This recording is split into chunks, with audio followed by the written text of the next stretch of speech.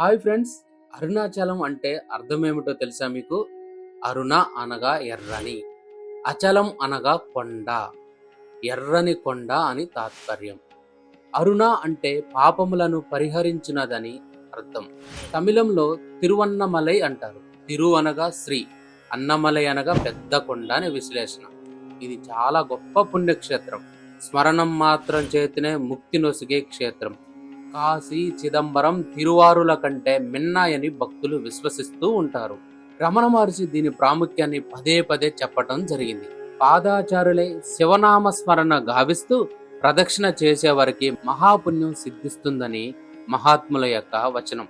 అందుచేతే నిత్యం అన్ని వేళలా ఎంతో మంది గిరి ప్రదక్షిణ చేస్తూ కనిపిస్తారు మనకి. పద్మనాభ స్వామి గుడిలాగానే ఈ గుడిలో కూడా ఎన్నో రహస్యాలు దాగున్నాయి. అవేంటో ఇప్పుడు మనం తెలుసుకుందాం. అరుణాచలం ఆలయం అనేక రహస్యాలు మరియు పురాణాలకు నిలయం. ఈ ఆలయం హిందూ పురాణాల్లో ముఖ్యమైన స్థానం కలిగి ఉంది. వాటిలో కొన్ని ముఖ్య రహస్యాలు ఇవి. మొదటి రహస్యం, అగ్నిలింగం యొక్క ఉద్భవం. అరుణాచలేశ్వర ఆలయం అనేది తమిళనాడులో తిరువన్మలైలో ఉన్న ప్రసిద్ధ శైవ క్షేత్రం. ఇది పంచభూత స్థలాల్లో ఒకటిగా పరిగణించబడుతుంది. ఇక్కడ శివుడు అగ్ని రూపంలో పూజించబడతారు. పురాణాల ప్రకారం బ్రహ్మ మరియు విష్ణువులు ఎవరు గొప్ప అనేది తెలుసుకునేందుకు పోటీ పడుతున్న సమయంలో శివుడు అగ్నిలింగ రూపంలో వారి ముందు ప్రదర్శన ఇస్తాడు. ఆ అగ్నిని వారు ఊహించలేకపోయారు. ఆ అగ్నిలింగమే ఈ ఆలయ ప్రాముఖ్యతకు మూలం. మరియు అనంతకాలం వెలిగే దీపం ప్రతి సంవత్సరం కార్తీక పౌర్ణమి పండుగ రోజున అరుణాచల పర్వతం పైభాగంలో ఒక భారీ దీపం వెలిగిస్తారు. ఇది కొన్ని కిలోమీటర్ల దూరం నుంచి కనిపిస్తుంది.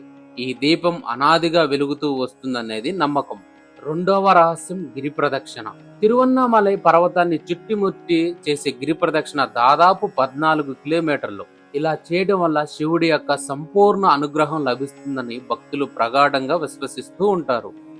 ఇది కేవలం శారీరక వ్యాయామమే కాదు, ఒక ఆధ్యాత్మిక సాధనంగా కూడా భావించబడుతుంది. అనేక మంది దీన్ని పాదయాత్రగా చేస్తారు. ఇంకా ఈ ప్రదక్షిణ చేయటం వల్ల పాపాల నుంచి మనం బయటపడతామని భక్తులు విశ్వసించడం జరుగుతుంది. అంతర్గత శాంతిని కలిగిస్తుందని మరియు దైవిక ఆశీర్వాదాలను ప్రసాదిస్తుందని నమ్మేవాళ్ళు చాలా మంది ఉన్నారు.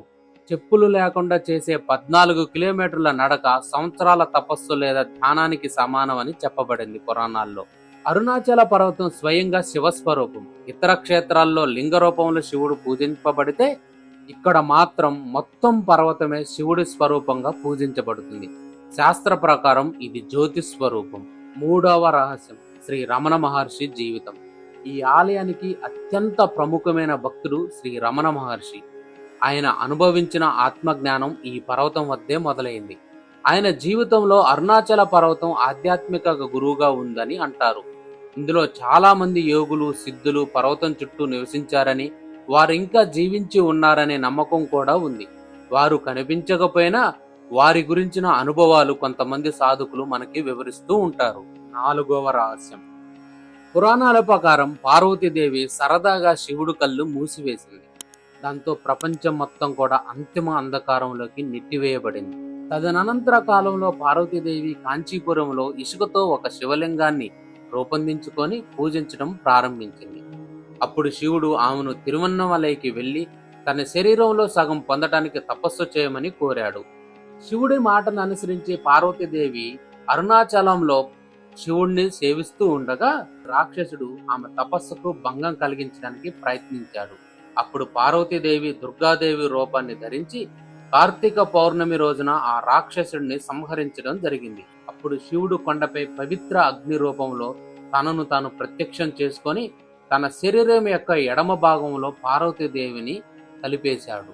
ఇలా శివపార్వతులు కలిసి ఒకే రూపంలో ఈ కొండపై కొలువుతీరు ఉండటంతో ప్రతి సంవత్సరం కూడా తమిళ కార్తీక మాసంలో సరిగ్గా సాయంత్రం 6 గంటలకు లింగ రూపంలో ఉన్న అర్ధనారీశ్వరుడు తనను తాను జ్యోతి స్వరూపంగా మార్చుకొని తన భక్తులకు పండగ 10వ రోజు నుండి తన ఆశీస్సులను ప్రసాదిస్తాడు.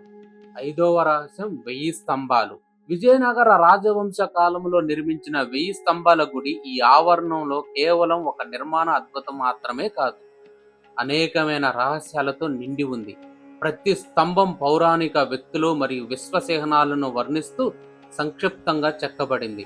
అయితే కొన్ని స్తంభాలు దైవిక శక్తితో నిండి ఉన్నాయని, అక్కడ ధ్యానం చేసే భక్తులకు రక్షణ కల్పిస్తాయని లేదా ఆశీర్వాదాలను ప్రసాదిస్తాయని కథలు కూడా ప్రచారంలో ఉన్నాయి. 6వ రహస్యం, అరుణాచల ఆలయంలో ఎత్తైన గోపురాలు గొప్ప నిర్మాణ కళాఖండాలు. వాటిలో ఎత్తైనవి 66 మీటర్లుంటాయి. వాటి వైభవం తెలిసినప్పటికీ గోపురాలు ఖగోళ శాస్త్ర రాశులతో సమకేలనం చేయబడి ఉన్నాయి. వాటికి విశ్వ ప్రాముఖ్యత ఉందని నమ్ముతారు. గోపురం కింద నడవటం వల్ల శక్తివంతమైన ఆధ్యాత్మిక శక్తి ఉద్భవిస్తుంది. వాటిని దైవిక శక్తితో సమలేఖనం చేస్తుందని భక్తులు పేర్కొంటారు. అరుణాచల ఆలయం కేవలం ఒక పురాతన స్మారక చిహ్నం మాత్రమే కాదు, ఇది ఒక సజీవ రహస్యం. అర్థం, అనుసంధానం మరియు దైవిక సత్యం కోసం మానవాళి యొక్క స్వాస్థ అన్వేషణకు చిహ్నం. అరుణాచల ఆలయాన్ని సందర్శించిన తర్వాత భక్తులు తరచుగా ఆధ్యాత్మిక శాంతి మరియు అనుసంధాన్ని అనుభవిస్తారు. ఎవరైతే అరుణాచల ఆలయాన్ని సందర్శిస్తారో ఆ భక్తుల జీవితంలో గొప్ప అద్భుతం జరుగుతుంది. వాళ్ళ ఆధ్యాత్మిక ప్రయాణంలో మెరుగైన మార్గాలు వాళ్ళకి కనపడటం జరుగుతుంది. అంతేకాకుండా ఆ శివుడి యొక్క అనుగ్రహం చేత జీవాత్మ పరమాత్మ కోసం ప్రయాణం ప్రారంభిస్తుంది. అందుకోసమే ప్రతిరోజు కూడా వందలాది మంది భక్తులు ఈ స్వామివారిని దర్శించుకోవడం జరుగుతుంది. ముఖ్యంగా సాధకులకి అరుణాచల దేవాలయం ఒక గొప్ప వరం లాంటిది. ఎంతో మంది సాధకులు, సిద్ధులు, ఋషులు, మునులు ఈ అరుణాచల కొండపై తపస్సు చేసుకోవటం జరిగింది. అందుకోసమే ఈ ఆలయాన్ని దర్శించినంత మాత్రం చేతనే మనకు కూడా మన మనసులో పరివర్తన లభిస్తుందని, మన మనసు ధర్మం వైపు అడుగులు వేసేలా ఈ ఆలయం మనల్ని నడిపిస్తుందని భక్తులు ప్రగాఢంగా విశ్వసించడం జరుగుతుంది. ఈ వీడియో మీకు నచ్చినట్లయితే లైక్ చేయండి, షేర్ చేయండి. మీ ఫ్యామిలీ, ఫ్రెండ్స్ అందరూ కూడా ఈ వీడియోని షేర్ చేయండి. ఇలాంటి ఇంకా మంచి వీడియోలు మీకు అందిస్తూనే ఉంటాం. మీకు ఇలాంటి మరిన్ని ఎంటర్టైన్మెంట్ మరియు ఇన్ఫర్మేషన్ వీడియోస్ కోసం మా ఛానల్ని సబ్స్క్రైబ్ చేసుకోండి మరియు బెల్ ఐకాన్ని క్లిక్ చేయడం ద్వారా మా వీడియోస్ నోటిఫికేషన్ని పొందవచ్చు.